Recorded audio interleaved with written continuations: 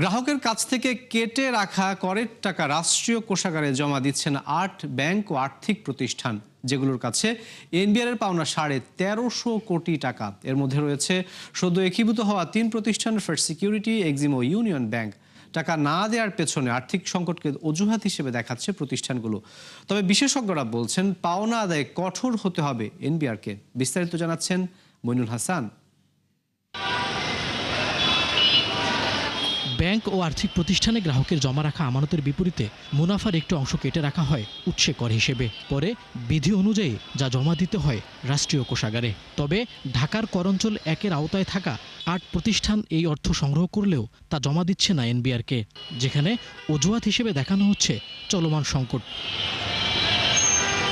তথ্য বলছে, ওই ৮ প্রতিষ্ঠানের কাছে সর্বসাকুল্যে এনবিআর পাওনা ১৩৫০ কোটি টাকা। সবশেষ বছরের ডিসেম্বর পর্যন্ত বকেয়া পরিশোধ না করার তালিকায় শীর্ষে সদ্য একীভূত হওয়া ফার্স্ট সিকিউরিটি ইসলামী ব্যাংক ৬৩৬ কোটি টাকা।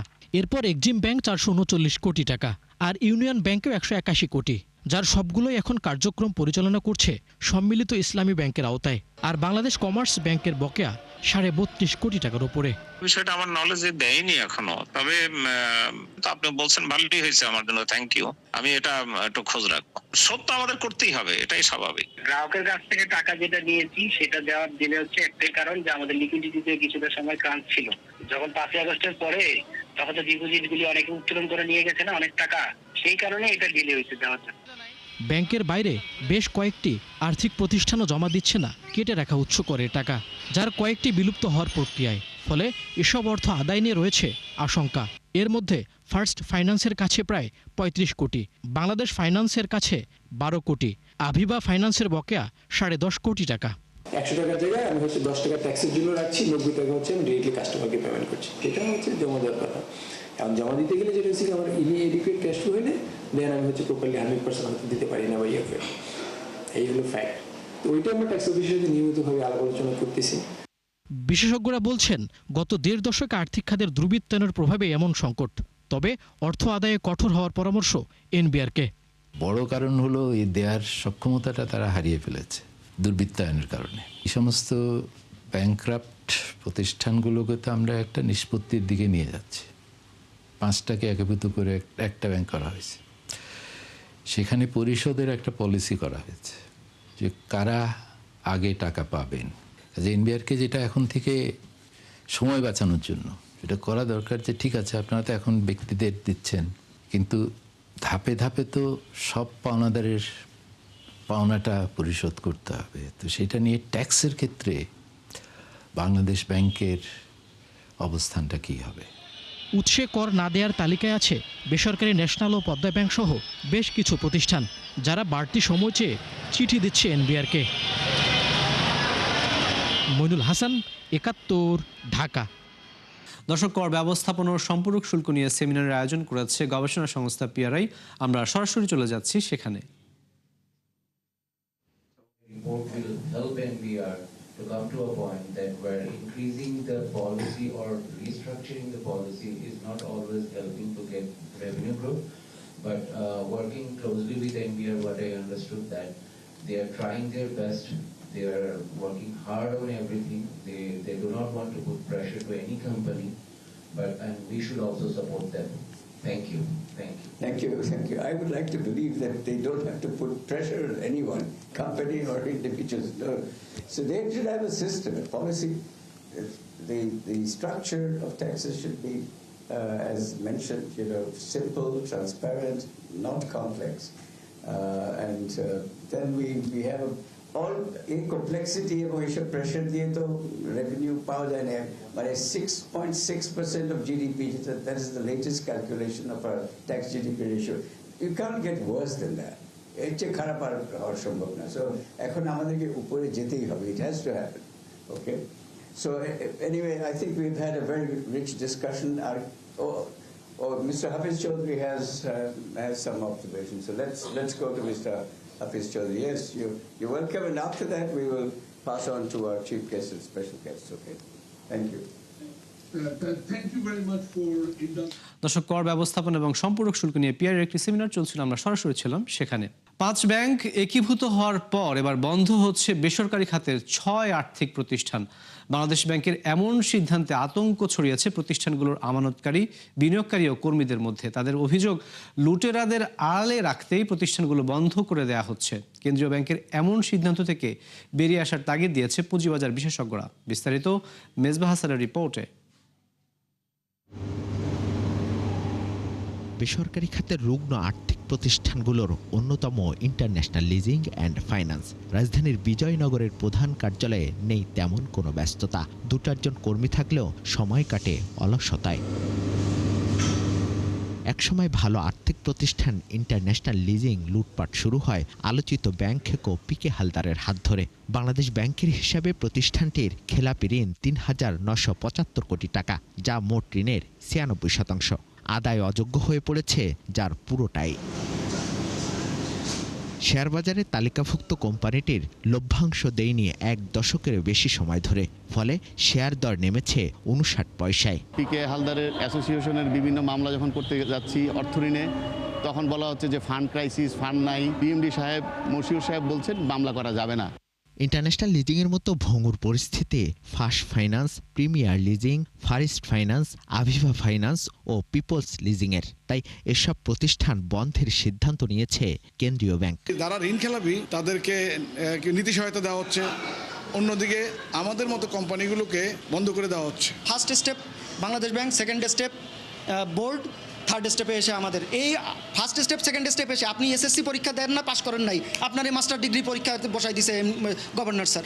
বাংলাদেশ ব্যাংক জানিয়েছে সবার আগে আমানতকারীর স্বার্থ দেখবে কেন্দ্রীয় ব্যাংক, পাশাপাশি ঋণ খেলাপিদের আইনের আওতায় আনবে। বড় পাচারকারী অভিযুক্তকে আমরা গ্রেপ্তার করতে পারি নাই, এই কারণে যারা এই ব্যাংক স্ক্যামের সাথে সহযোগিতা করলো তাদেরকে আমি স্পেয়ার করব, সেটা কম্পেয়ার করা আসলে ট্যাগ করা ঠিক হবে না। উভয়ের যার যতটুকু অভিযুক্ত তাকে ততটুকু শাস্তির ভাগিদার হতেই হবে। এদিকে সম্প্রতি এই 6 প্রতিষ্ঠানের শেয়ার বাজারের বিনিয়োগকারীদের স্বার্থ রক্ষার দাবি জানিয়ে কেন্দ্রীয় ব্যাংকে চিঠি দিয়েছে নিয়ন্ত্রক সংস্থা বিএসইসি।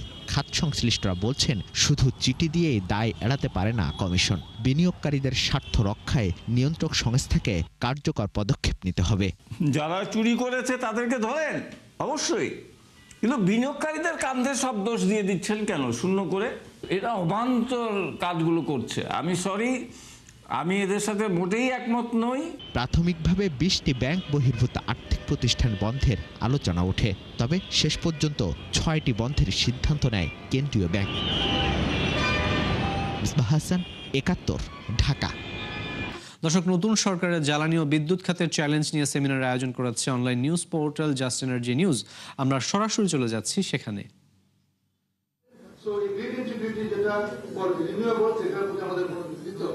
আমি স্যার একটু অনেকগুলো পয়েন্ট হয়তো টাচ করে গেলাম, দ্রুত বললাম, বাট আমার ধারণা যে আমরা যদি সাংবাদিক চান আমি এগুলো পয়েন্টগুলো লিখিত দিয়ে দিব। গ্যাস এক্সপ্লোরেশন স্যার যেটা আমি বললাম যে ইনভেস্টমেন্ট তো কম ছিল স্যার, আর এখন যেটা হচ্ছে 100 ফুট 50 ফুট, তার মধ্যে একটা অংশ অনুসন্ধান গত 2025 সালে যে 5টা অনুসন্ধান কমপ্লিট হয়েছে, সেখানে আসলে খুব বেশি তেমন পাওয়া যায়নি। জামালপুরে যেমন 5 মিলিয়ন টাকা মিলিয়ন ফ্লো করা যাবে, but that do not justify a pipeline. আর এরকম যে জায়গায় গ্যাস আছে, যেমন বেগমগঞ্জে গ্যাস কিন্তু আমরা আনতে পারতেছি না পোস্ট ট্রান্সমিশন লাইন। জমিগঞ্জে যেটা আছে একটা কিন্তু ট্রান্সমিশন পাওয়া যাবে, which do not justify a pipeline. আর একটা করা হলে পরে তখন আরো কিছু আসবে, তখন পরে কানেক্ট করা যাবে। আমরা যদি সিলেটে দেখি স্যার 10X, 10X এবং 11 হরিপুরে, সেখান থেকে স্যার আমরা যেটা আছে ওখান থেকে গ্যাস আসবে, বা ওটা অনুসন্ধান করব না, নোট ফিল্ড, এটা না নোট ফিল্ড, ওখান থেকে আসবে। ফলে 2026 এবং 27-এ যেগুলো যে প্রকল্পগুলি স্যার অনুমোদন হয়েছে, অনুমোদন প্রক্রিয়াধীন এরকম আছে অনেকগুলো প্রায় 43, তার মধ্যে এক্সপ্লোরে আছে না 10টা, কিন্তু এটার জন্য যেটা জরুরি দরকার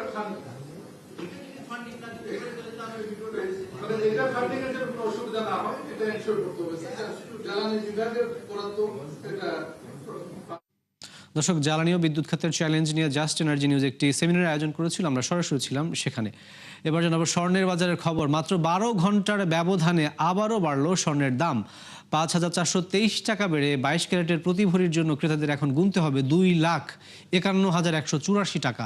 এক বিজ্ঞপ্তিতে এমন তথ্য জানিয়েছে বাংলাদেশ জুয়েলার্স সমিতি বাজুস। বলা হয় যে আন্তর্জাতিক বাজারে তেজাবি স্বর্ণের দাম বাড়ায় সমন্বয় করা হয়েছে এই দাম। নতুন দর অনুযায়ী 21 ক্যারেটের প্রতি ভরি স্বর্ণের দাম 2,39,753 টাকা এবং 18 ক্যারেটের প্রতি ভরি কিনতে গ্রাহকদের গুনতে হবে 2,05,520 টাকা। এদিন প্রতি ভরি রূপার দাম নির্ধারণ করা হয়েছে 3,907 টাকা, আর এই দাম আজ থেকেই কার্যকর হবে।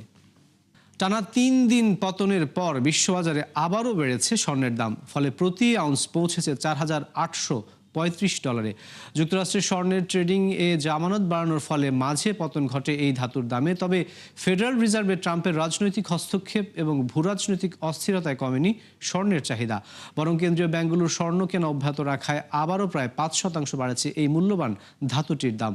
অন্যদিকে রূপার দামও দিনের ব্যবধানে 8% বেশি বেড়ে আউন্স প্রতি পৌঁছে গেছে $83।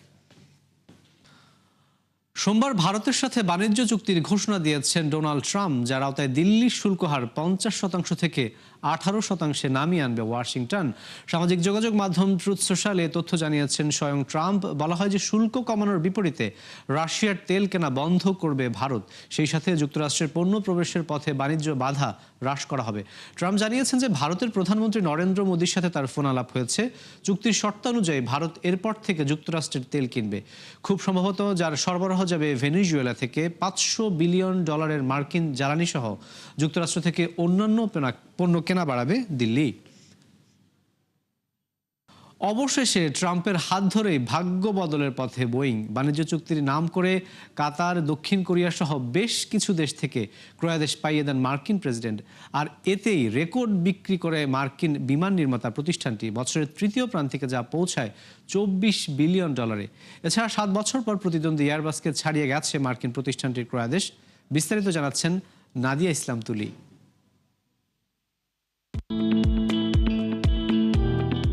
কয়েক বছর ধরে চলা সংকটের পর এবার ঘুরে দাঁড়ানোর পথে মার্কিন বিমান নির্মাতা প্রতিষ্ঠান বোয়িং।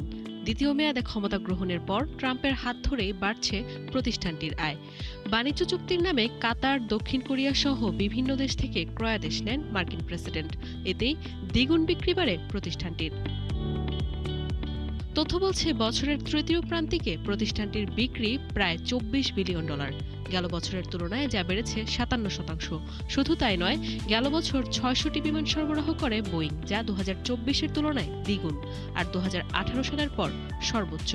এছাড়া গেল বছর এয়ারবাসের 889টির বিপরীতে মার্কিন প্রতিষ্ঠানটির ক্রয়াদেশ ছিল 1173টি। এতে 7 বছর পর ইউরোপীয় প্রতিষ্ঠানটিকে পেছনে ফেলায় বোয়িং। ট্রাম্পের দাবি, এসব ক্রয়াদেশ এসেছে তার হাত ধরেই। I'm the king. I have sold more Boeings than any human being on earth. They gave me an award. মূলত মে মাসে ট্রাম্পের সফরের সময় $96 বিলিয়ন 210টি বিমান কেনার প্রতিশ্রুতি দেয় কাতার, যা বোয়িং এর ইতিহাসে একক দেশ থেকে সর্বোচ্চ ক্রয়াদেশ। এদিকে বাণিজ্য চুক্তির অংশ হিসেবে দক্ষিণ কোরিয়া থেকে 103টি বিমানের ক্রয়াদেশ বাগিয়ে নেন ট্রাম্প। এছাড়া জাপান থেকে 100, ইন্দোনেশিয়া থেকে 50 এবং সৌদি আরব থেকে 30টি ক্রয়াদেশ আসে ট্রাম্পের হাত ধরেই। বছরের শেষ থেকে দুবাই এয়ার শোর জন্য $38 বিলিয়ন 65টি বিমানের ক্রয়াদেশ পায় বোয়িং। এখন প্রশ্ন হলো, বোয়িং এর প্রতি কেন এত সদয় ট্রাম্প? মূলত মার্কিন নির্বাচনে ট্রাম্পের প্রচারণায় $1 মিলিয়ন খরচ করে বোয়িং। যুক্তরাষ্ট্রের লাখো মানুষের কর্মসংস্থান তৈরি করা প্রতিষ্ঠানটিকে পুঁজি করে রাজনীতি করে যান মার্কিন প্রেসিডেন্ট। এছাড়া রয়েছে নিজস্ব বিনিয়োগও। মূলত বোয়িং এর পতনের শুরু হয় করোনা মহামারী ঘিরে। এছাড়া সরবরাহ সংকট, পৃথক দুর্ঘটনা, শ্রমিক ধর্মঘটে বাধাগ্রস্ত হয় বিমান রপ্তানি। সবশেষ ট্রাম্পের মধ্যস্থতায় এবার পাল্টে যাচ্ছে বোয়িং এর ভাগ্য। নাদিয়া ইসলাম তুলি, 71। দর্শক, এই ছিল 71 বিজনেসের এখনকার আয়োজন। সরাসরি সংবাদ অনুষ্ঠান দেখতে চোখ রাখুন 71 ফেসবুক পেজ এবং সাবস্ক্রাইব করুন 71 ইউটিউব চ্যানেল। থাকুন 71-এর সাথেই।